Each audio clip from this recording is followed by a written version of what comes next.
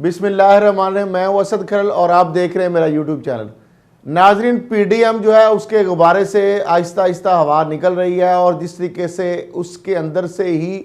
अब मुख्तलिफ आवाज़ें आना शुरू हो गई हैं। एक जानब पीपल्स पार्टी के चेयरपर्सन बिलावल भुट्टो जरदारी ने यह कहा है कि नून लीग की पंजाब हुकूमत है और जो मरकज़ी हुकूमत है उसके ख़िलाफ़ वोट ऑफ नो कॉन्फिडेंस जो तरीके अदम एतमाद लाई जाएगी तरीकें और इन हाउस तब्दीली के हवाले से बात की। लेकिन दूसरी जानब नून लीग जो एक बड़ी दूसरी जो इत्तेहादी जमात है पीडीएम की, उसकी जानब से इस मामले को आलमोस्ट मुस्तरद कर दिया गया है और उल्टा एक तंज किया गया है। जो एहसन इकबाल साहब जो सेक्रेटरी जनरल है मुस्लिम लीग नून के, उन्होंने ये कहा है कि बिलावल जो है वो अद्दी अक्सरियत शो करें पहले कि क्या वाकई जो तरीके अदम एतमाद की जो मूव है वो कामयाब हो सकती है। तो ये चीज़ तो सब के सामने है, यहाँ है कि इस वक्त अपोजिशन जो है उसके पास अद्दी अक्सरियत नहीं है, जिस वजह से हुकूमत ये कायम है। और अगर अपोजिशन के पास अद्दी अक्सरियत होती तो फिर तो हुकूमत किसी वक्त भी गिराई जा सकती थी, नौस्त तब्दीली लाई जा सकती थी, वोट ऑफ नो कॉन्फिडेंस जो है वो किसी टाइम भी लाई जा सकती थी। तो अब मामला ये है कि बिलावल भुट्टो जरदारी की जानब से ये जो बात की गई है, इसको नून लीग की जानब से या बाद जो दीगर पीडीएम की जमातें हैं वो ये कह रही हैं कि ये ट्रक की बत्ती है, ये एक लॉलीपॉप है। जिस तरह पहले बिलावल भुट्टो जरदारी ने कहा कि इस्तीफे जो हैं वो एटम बम है, वो कहाँ गया बम कोई पता नहीं है। उसके बाद उन्होंने बाद जो ज़िमनी इंतखाबात जो सेनेट के इलेक्शन से पहले थे उनके बाइकाट की बात हो रही थी, फिर सेनेट के इलेक्शन के बाइकाट की बात हो रही थी। उस हवाले से बिलावल भुट्टो जरदारी और जरदारी साहब ने नून लीग की जो ये ख्वाहिशात हैं उनको रद्द कर दिया और उल्टा उन्होंने कहा कि हमने नून लीग को भी मना लिया है, हम ज़िमनी इंतखाबात में हिस्सा भी लेंगे और सेनेट के इंतखाबात में भी हिस्सा लेंगे। अब उसके बाद आ जाता है मामला, अब पीछे रह गया लॉन्ग मार्च का मामला, इस्तीफ़ों का मामला। तो आलमोस्ट जिस तरह 31 जनवरी की बात की गई थी वो तो 31 दिसंबर की बात की गई थी कि वो जमा हो जाएंगे और उसके बाद आलमोस्ट जनवरी का मंथ भी ख़त्म होने वाला है। लेकिन अभी तो दूर दूर तक ऐसी कोई बात नहीं है। और ये जो बिलावल भुट्टो जरदारी साहब ने अब नया एक पत्ता खेला है और वो ये है कि जनाब तरीके अदम एतमाद जो है वो लाई जाएगी। इसके साथ साथ मरियम साहिबा जो है वो ये कहती हैं कि जनाब हुकूमत अपोजिशन जो है उसके तरले और मिन्नतें कर रही है लेकिन अपोजिशन नहीं मानेगी। अब अपोजिशन के तो अपने अंदर एक तफरीक वाजे जो है नज़र आ रही है। इस्तीफ़ों का मामला हो, सेनेट के इंतखाबात के अंदर हिस्सा लेने की बात हो, ज़िमनी इंतखाबात के अंदर हिस्सा लेने की बात हो, लॉन्ग मार्च की बात हो, या तरीके अदम एतमाद जो है हुकूमत के ख़िलाफ़, पंजाब हुकूमत और मरकज़ी हुकूमत के ख़िलाफ़ हो, उस हवाले से आपस में वाज़े एक तकसीम नज़र आती है। अच्छा, अब जरदारी साहब जो है वो ये कह रहे हैं कि कुछ माह बाद जो है बहुत अहम जो है तब्दीली वाक़या हो सकती है और पीटीआई की जानब से कोई ऐसा काम किया जा सकता है जिससे मुल्क ख़तरे से दो चार हो सकता है। अब फवाद चौधरी साहब जो है इमरान खान साहब के खिलाड़ी जो हैं उन्होंने इस पर जो रद्द अमल दिया है, उन्होंने कहा कि जरदारी साहब हर 2-3 माह बाद इस तरह कहते हैं अगले 3 माह अहम है, अगले 3 माह अहम है। लेकिन वो ये कह रहे हैं दूसरी जानब कि पीडीएम को जरदारी साहब जो है वो इस्तेमाल कर चुके हैं और अब वो अपने जो मामलात हैं वो सीधे उन्होंने जो भी करने थे वो कर रहे हैं। वो एक लॉलीपॉप है जो बिलावल भुट्टो जरदारी साहब की जानब से दिया गया है, इससे ज़्यादा मुझे नहीं कुछ नज़र आ रहा। अब मामला ये है कि ये जो लॉन्ग मार्च की बातें यहाँ भी आ रही हैं बातें कि अगर पीपल्स पार्टी जो है वो अलहदा हो जाती है पीडीएम से तो फिर इसका क्या सिनेरियो होगा। मौलाना साहब और पीएमएलएन हर सूरत चाहती है कि वो किसी न किसी तरीके से जो मामला है अदम एतमाद का उसको टाला जाए। पीपल्स पार्टी जो है उसकी जानब से ये बात की गई है, लेकिन सख्त मुखालफ है इसकी नून लीग और मौलाना फजल रहमान साहब, क्योंकि उनको ये लगता है कि अगर अदम एतमाद की तहरीक जो है वो नाकाम हो गई पंजाब के अंदर और वफाक के अंदर तो उससे तो मज़ीद जो हुकूमत है वो मजबूत होगी और हमारा जो भरम है या जो एक हाइप है वो बिल्कुल ख़त्म हो जाएगी और लॉन्ग मार्च के हवाले से हम इखलाकी जवाब भी खो देंगे। उसके बाद तो कोई ऑप्शन रह नहीं जाता, क्योंकि एक्सट्रीम लेवल पे जब आप चले जाएंगे तो उसके बाद सारे ऑप्शन जो है वो ख़त्म हो जाएंगे। नून लीग और मौलाना फजल रहमान साहब ये चाहते हैं कि ये जो अदम एतमाद की तहरीक है, इसकी बजाय हमें लॉन्ग मार्च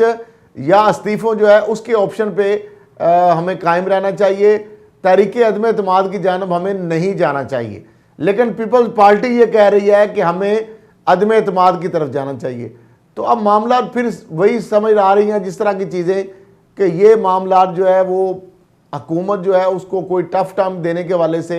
जो ये बात की थी, जो एक प्लेटफार्म एक 11 जमातें इकट्ठी हुई थी और जिसके ज़रिए उन्होंने अदा किया था, आज़म किया था और एक उनकी जानब से एक दावा किया गया था कि हम हुकूमत को टफ टाइम देंगे, हम हुकूमत जो है उसको घुटने टेकने पर मजबूर कर देंगे। लेकिन उनके अपने जो ज़ाती इख्तलाफात हैं और आपस के अंदर जो उनकी अंदरूनी तकसीम है, उससे हुकूमत जो है वो फ़ायदा उठा रही है और इन चीज़ों को वो एक्सप्लॉइट भी कर रही है। अब मामलात आ जाते हैं कि मिन्नतें कर रही है हुकूमत अपोजिशन को और अपोजिशन नहीं मानेगी। ये मरियम साहबा की जानब से कहा गया। पहली बात तो ये है कि हुकूमत जो है उसने वाज़े तौर पर यह कह दिया है कि वो नॉन इलेक्टेड जो लोग हैं उनसे किसी सूरत मुज़ाकरात नहीं करेंगी और उन्होंने नाम लेकर कहा है कि मौलाना फजल रहमान साहब और मरियम साहिबा चूँकि नॉन इलेक्टेड हैं उनसे हम मुज़ाकरात नहीं करेंगे। ताहम जो पार्लियामेंट के अंदर मुज़ाकरात जो है वो हो सकते हैं और उसके लिए हुकूमत कह रही कि हमारे दरवाजे खुले हैं, पार्लियामेंट का फोरम मौजूद है, उस हवाले से जो भी मुज़ाकरात हैं हुकूमत उस पर करने के लिए तैयार है। अब जिस तरीके से मैंने बताया था पहले भी कि ये पार्टी फंडिंग जो है उस हवाले से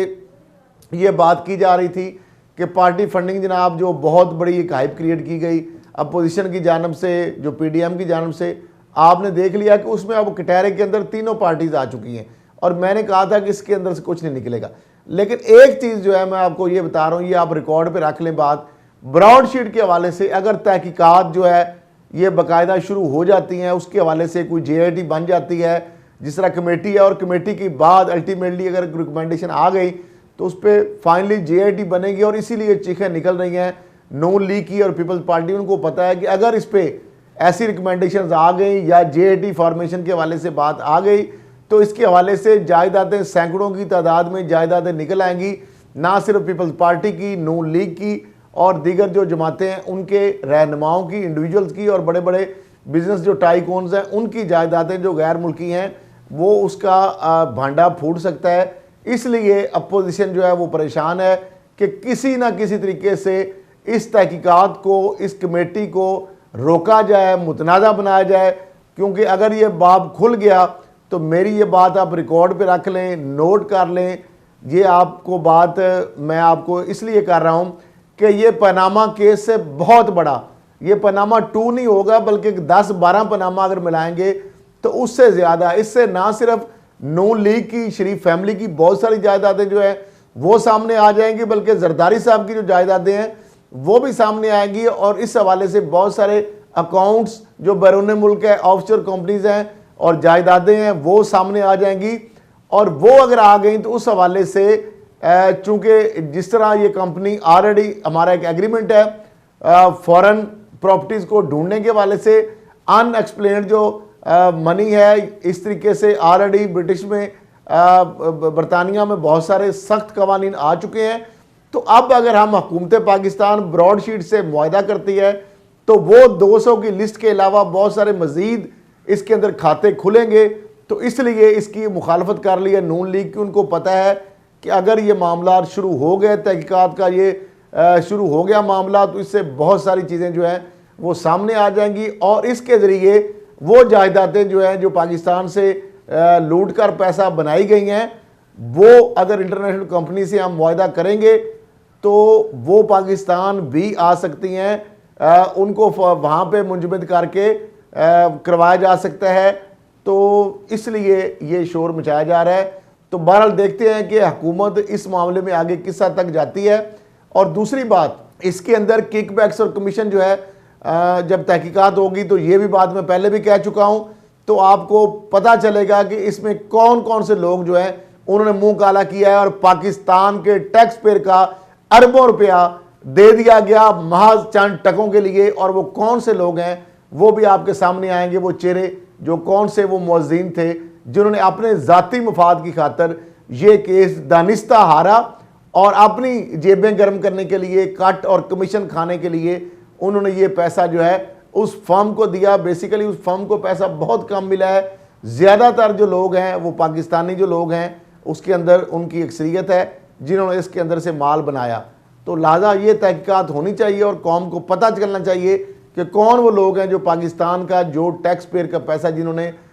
उनके ऊपर नवाशात की अपने ज़ाती मफादात के लिए, उनके चेहरे भी और उनके नाम भी अब आवाम के सामने आने चाहिए। आज के लिए इतना ही, इसी के साथ इजाज़त दीजिए। अल्लाह।